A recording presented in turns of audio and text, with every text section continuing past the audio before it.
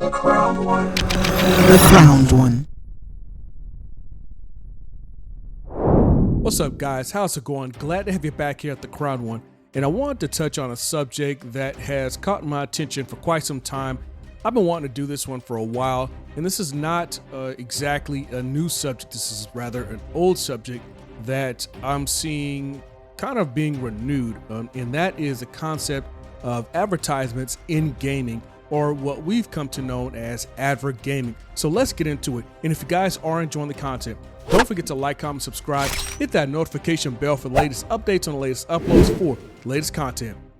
Right, so I did a little bit of reading, and this is actually an old article that you see up on the screen here, but there is some other content that is a little more new to our age in this day and age, and that is, of course, talking about Advergaming. And I'll be using that term, throughout advertisements in gaming, just to kind of shorten it up. But it's, again, we saw advertisements in gaming, which actually started back in about the 80s, with some games that had, companies that launched games and, pretty much was just advertising their brand. Now, there was one in particular that was called the Noid. And if you've ever been around the block, it's a slogan called Avoid the Noid. And what it was a Domino's pizza mascot that was doing everything in its power to make sure you got your pizzas cold. Now, of course, Domino's, with their marketing and branding, would say that you get your pizzas hot and ready, kind of like Little Caesars hot and ready. And this mascot was just the hater of all haters of pizzas. Back in the day, I want to say Domino's was good. I think I remember Domino's being good. I know in some circles people might have considered that the premium pizza. I've always been a Pizza Hut fan. Not so much nowadays. I think in my own personal experience, quality has shifted. I'll try to hold back on the criticism. Let's just say I don't really get into Pizza Hut. Nowadays, I go to some of the more local franchises. Even now, every now and again, I'll try to make my own pizza, so I'm not being lazy and just letting everybody else cook for me. But more to the point, these companies, along with Domino's, would advertise their brands inside of video games, whether they had the brand, like brand advertisements that you might see embedded in video games like Roblox, or you may see full-fledged companies doing a whole game just for their brand. And I want to say one of them was the Burger King Sneak King. It was that some of these games were successful as entertainment while building brand awareness and emotion through titles such as Burger King's Sneak King. Others, however, were deemed failures with their rushed production, glitchy gameplay, and blatant over advertising. And that's kind of the more niche topic that I want to talk about. Say a topic within a topic. How do you measure when something is considered over the top? What is the litmus for it when it's like, okay, this thing is so saturated in advertisements, you can't even really enjoy the game. Obviously it's not about the gameplay itself. It's about the product that the company is promoting. Meantime, the idea, I would assume for the consumer, is to enjoy the game. And I want to, lend an olive branch to the marketing team, because a lot of times, we don't want to vilify the marketing team, because they are an effective process. They have the intention of people wanting to enjoy the game, but the issue might come towards precedence. Do we want to push the brand, or do we want the players or the consumers to enjoy the game? And I like saying gamers instead of consumers, because I think that's a bit of a standoffish term. I get it. It's an objective term used for marketing and market capitalism, and it's all good. Got to have a general term, but more specifically into gaming, it could come off as a bit standoffish. And when you start to verbally, I would say, separate, and this is again my own thought process, when you begin to verbally separate the gamer to just your run-of-the-mill consumer, I think that some ideas can be lost. One of those ideas is the attachment that gamers have to their games. More of an emotional attachment, that's pretty much as far as I'm going to go with that. But when you're in the marketing team, you're looking at numbers, you're looking at charts, you're looking at a whole bunch of colorful pie charts and graphs and histograms and all this other jazz. You're not really looking at the individual gamer. You're looking at a swath of gamers or a body or a category. Totally understandable, because you're not going to be able to please everybody. Statistically speaking, somebody is going to dislike the game. So they're trying to shoot as high as they can, trying to hit their target as close as they can. Again, you can't please everybody, and it's all good. But when we start coming across products that are so saturated in advertisements, it takes away from the actual value of the game, in my honest opinion, and it makes it unplayable for the gamer / consumer. And that's where there has to be a meeting of the minds, especially when you have market failures, when you're having low expectations, but low revenue as it comes to turnout. Now, I wanted to focus a little on advertisements in Roblox. Now, I'm not familiar with Roblox. I never played it. I've only read about Roblox. I've seen, of course, the gameplay. I think for a while I had my sons on it. I kind of pulled them away from it. I didn't like some of the stuff that was coming out of Roblox, or things things that were associated with Roblox. So I actually had them pull back a little, just so they didn't get so saturated into the game. Something separate, but more to the point, is advertisements in Roblox. Now, if you're not familiar with Roblox and you call yourself a gamer, even if you've never played the game, you've had to have heard of Roblox. But for the uninitiated, Roblox is a platform that's become a testing ground for brand integration. Now, we talk about Chipotle's Burrito Builder, talk about Samsung's Galaxy Station, and some brands that are creating entire interactive worlds inside the game.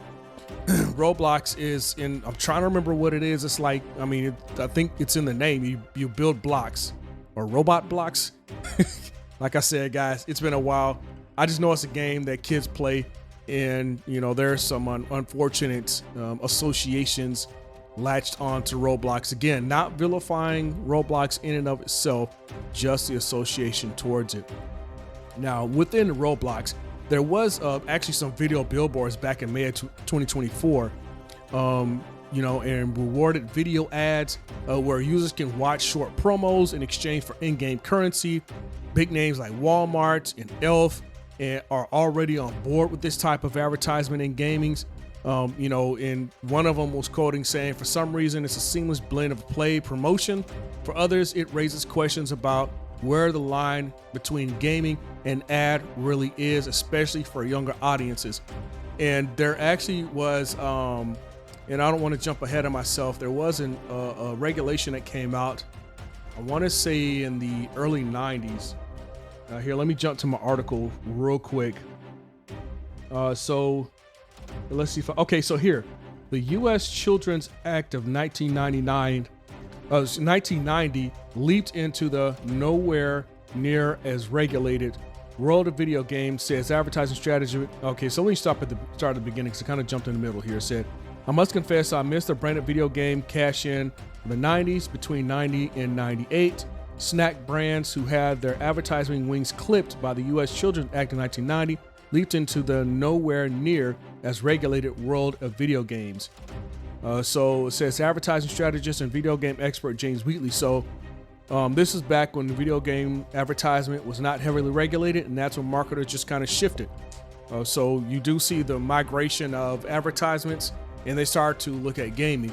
And this is where I have the big issue, is because I won't say there's anything inherently wrong with advertisements in gaming, but when it becomes the main thing, when it's being pushed so heavily, when at every corner you turn, you see a billboard for an ad, or you have to watch some type of commercial, like there's, I can't remember, I hope I can find an article. There's actually companies that are now talking about having you watch a commercial in your game, almost like watching a television, skip to commercials, we back right after these messages, and you're watching the commercials. Companies are now talking about putting that inside a game. And I guess when you're in a lobby, or it might be a pause menu, or if you're inside, one of the stores, advertisements are going to be playing that I'm going to assume are not skippable. Even if they are, there's still going to be a portion of the ad that's going to play, much like you see in YouTube. which, in my opinion, getting a little crazy with the advertisements.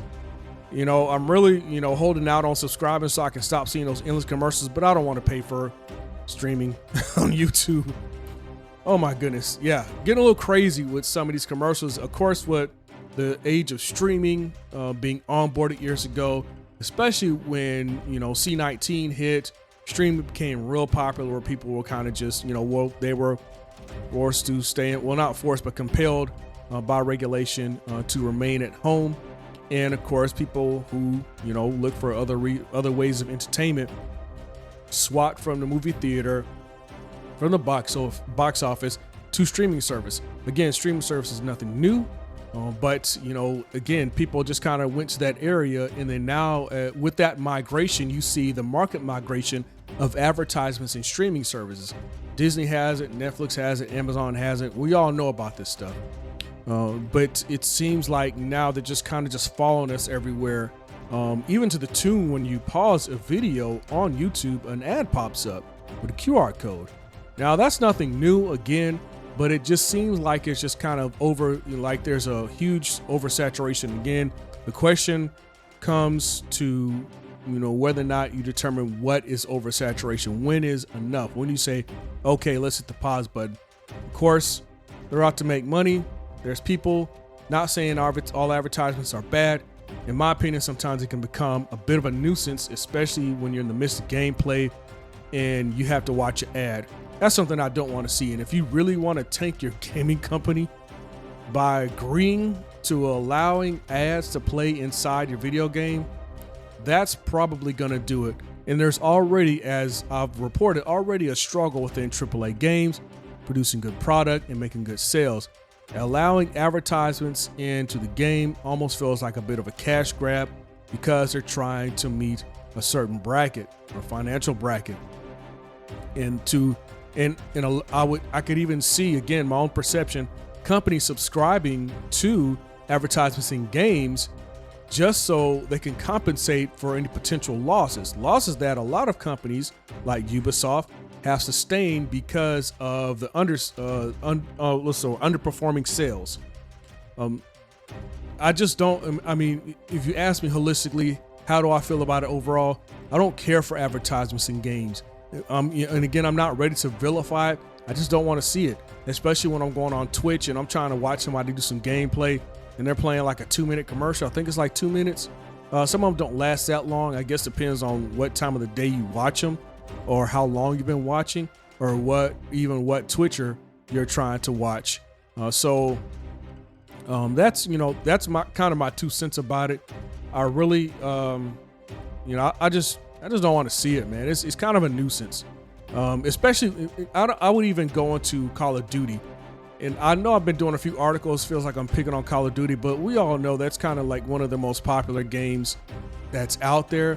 But looking at Call of Duty Mobile's background ads, you might see spots of ads on digital billboards, brands like Doritos subtly placed in urban areas, on the maps.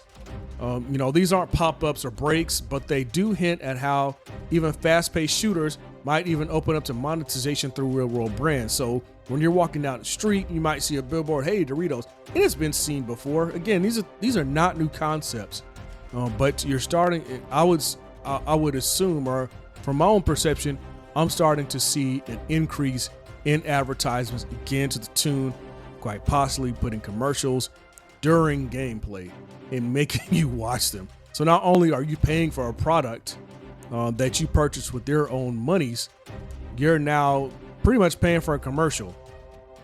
I don't want to pay for a commercial. I pay to not have a commercial. Why am I paying to watch a commercial? That's crazy work. But let me know what you guys think in the comments section. And if you guys are enjoying that content, hey, I just want to take some time, some space and time just to thank you guys for your support. I really enjoy what I do. I'll be honest with you, sometimes it's tiring because I have a full-time job. And this is not my backup plan. If things don't work out, I'm trying to rely on doing YouTube videos. I just do it just because for the passion of the genre. I like gaming, I like comic books, all that jazz. But I do want to appreciate you guys checking out my content. And if you guys are enjoying the content, you know what it is. Don't forget to like, comment, subscribe. Hit that notification bell for latest updates on the latest uploads for latest content. This is the Crown One signing off, and I'll talk to you guys later.